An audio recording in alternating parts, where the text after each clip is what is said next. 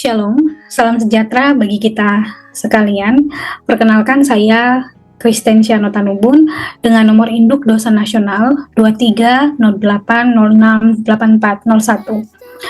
Saya adalah dosen pada program studi Sarjana Ilmu Teologi di STFT GKI Isaac Samuel Keynes Jayapura.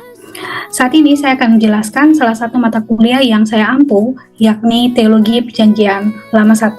Video ini dibuat sebagai pernyataan diri dosen dalam wujud kerja Tridharma Perguruan Tinggi yang akan diajukan sebagai salah satu syarat dalam sertifikasi dosen tahun 2025. Adapun identitas mata kuliah yang saya ampu adalah Teologi Perjanjian Lama 1 dengan kode mata kuliah Teol 180404 dengan bobot SKS sebesar 2. Mata kuliah ini diajarkan di semester 4 dan sifatnya adalah mata kuliah wajib yang telah ditetapkan oleh perguruan tinggi. Outline dari mata kuliah Teologi Perjanjian Lama 1 adalah sebagai berikut. Yang pertama adalah deskripsi mata kuliah, yang kedua adalah capaian mata kuliah, yang ketiga adalah sistem pembelajaran, keempat metode pembelajaran, kelima materi pembelajaran, dan yang keenam sistem penilaian. Adapun deskripsi dari mata kuliah ini adalah untuk mengantarkan mahasiswa-mahasiswi kepada pemahaman dasariah tentang beberapa tema-tema besar dalam Alkitab Perjanjian Lama. Para mahasiswa akan disuguhkan secara khusus dengan 4 tema pokok, yaitu tema dosa, perjanjian, tema Megillah, dan juga ibadah, serta yang terakhir adalah tema pengharapan. Mata kuliah ini merupakan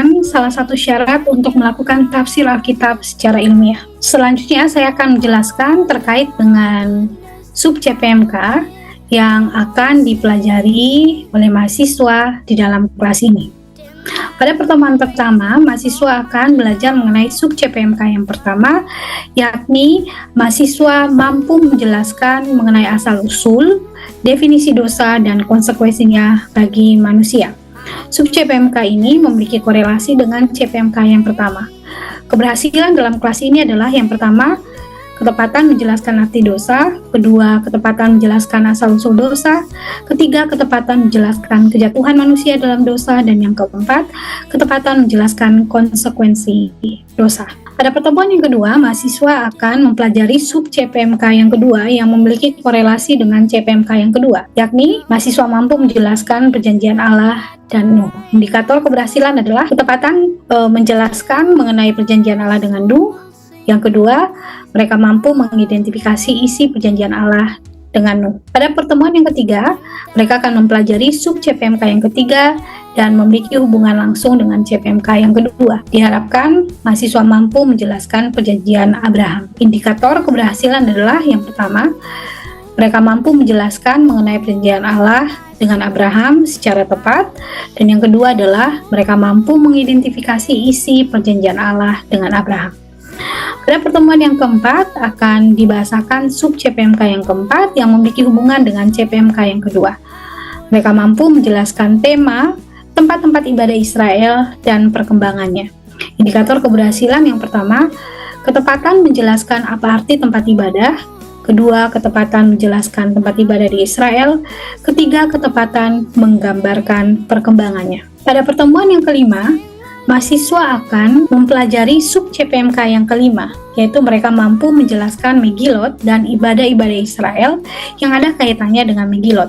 Indikasi keberhasilannya adalah yang pertama, ketepatan menjelaskan definisi Megilot, yang kedua, ketepatan mengelompokkan ibadah Israel yang ada kaitannya dengan Megilot. Pada pertemuan ke-6, ke-7, ke-9, 10, 11, 12, dan 13 itu memiliki korelasi langsung dengan capaian pembelajaran mata kuliah yang ketiga.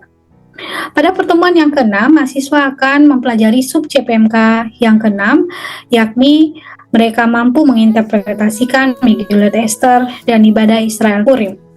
Indikator keberhasilan yang pertama, ketepatan menjelaskan arti Megillat Esther dan ibadah Israel. Yang kedua, mampu menggunakan Megillat Esther dan ibadah Purim dalam tafsir Alkitab yang kontekstual. Pada pertemuan yang ketujuh, mahasiswa akan mempelajari sub CPMK yang ketujuh, yakni mereka mampu menginterpretasikan menginterpretasikan Megillot Ruth dan ibadah Israel Shavuot. Indikator keberhasilan yang pertama adalah ketepatan menjelaskan arti Megillot Ruth dan ibadah Shavuot. Yang kedua, mereka mampu menggunakan Megillot Ruth dan ibadah Shavuot dalam tafsir Alkitab yang kontekstual. Pada pertemuan yang ke-8, mahasiswa akan masuk dalam evaluasi belajar, yakni tes tengah semester. Pada pertemuan yang ke-9, mahasiswa akan mempelajari sub CPMK yang ke-8, yakni mereka mampu menginterpretasikan Megillot Ratapan dan ibadah Israel Tisha B'Av. Indikator keberhasilan yang pertama, ketepatan menjelaskan Megillot Ratapan dan ibadah Israel Tisha B'Av. Dan yang kedua adalah mampu menggunakan Megillot Ratapan dan ibadah Israel Tisha B'Av dalam tafsir Alkitab yang kontekstual. Pada pertemuan yang ke-10, mahasiswa akan mempelajari sub CPMK yang ke-9. Mereka mampu menginterpretasikan Megillot Pengkhotbah dan ibadah Sukkot. Indikator keberhasilan yang pertama adalah ketepatan menjelaskan Megillot Pengkhotbah dan ibadah Sukkot. Kedua, mampu menggunakan Megillot Pengkhotbah dan ibadah Sukkot dalam tafsir Alkitab yang kontekstual. Pada pertemuan yang ke-11, mahasiswa akan mempelajari sub CPMK yang ke-10. Mereka mampu menginterpretasikan Megillot Kidung Agung dan ibadah Paskah.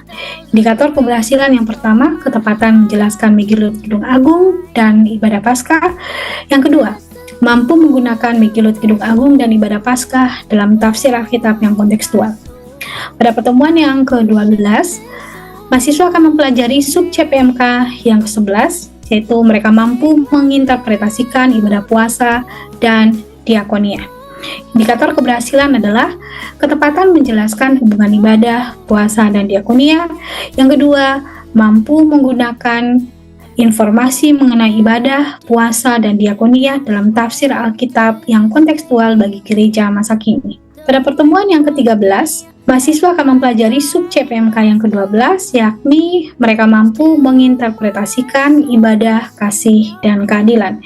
Indikator keberhasilan adalah yang pertama, ketepatan menjelaskan hubungan ibadah, kasih, dan keadilan. Dan yang kedua, mampu menggunakan informasi mengenai ibadah, kasih, dan keadilan dalam tafsir kontekstual. Pada pertemuan ke-14 dan yang ke-15, CPMK yang akan dicapai itu adalah CPMK yang ke-4. Pertemuan ke-14, mahasiswa akan disuguhkan dengan sub CPMK yang ke-13, yakni mereka mampu menjelaskan tema pengharapan dalam Perjanjian Lama dalam kitab Deutero Yesaya.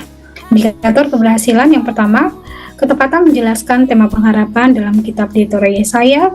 Kedua, mampu membandingkan pengharapan dalam teologi Perjanjian Lama dan agama-agama suku di Papua. Pertemuan yang ke-15, mahasiswa akan mempelajari sub CPMK yang ke-14.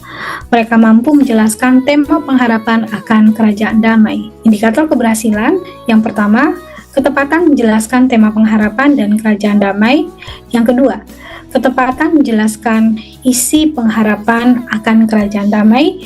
Dan yang ketiga, mampu membedakan pengharapan akan kerajaan damai dan agama-agama suku di Papua. Pertemuan ke-16 adalah evaluasi belajar, yakni tes akhir semester. Sistem penilaian dalam mata kuliah ini adalah kehadiran sebanyak 10%, tugas-tugas sebanyak 20%, tes tengah semester sebanyak 30%, dan tes akhir semester sebanyak 40%. Sistem penilaian ini adalah ketetapan yang telah ditetapkan oleh Sistem Penjaminan Mutu Internal STFT GKI Ishak Samuel Kene Jayapura. Demikianlah deskripsi mata kuliah yang dapat disampaikan pada kesempatan ini. Atas perhatiannya, saya ucapkan terima kasih. Shalom.